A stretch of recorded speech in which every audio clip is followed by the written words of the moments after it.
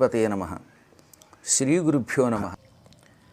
సకల సంపదలు కావాలంటే, అనేక జన్మలలో మనం చేసిన పాపముల వల్ల లభించిన దారిద్ర్యం తొలగాలంటే, తక్షణం లక్ష్మీ కటాక్షం లభించాలంటే శ్రీ లక్ష్మీదేవికి సంబంధించిన అష్టోత్తర శతనామ స్తోత్రాన్ని భక్తితో పారాయణము చేయాలి లేదా వినాలి.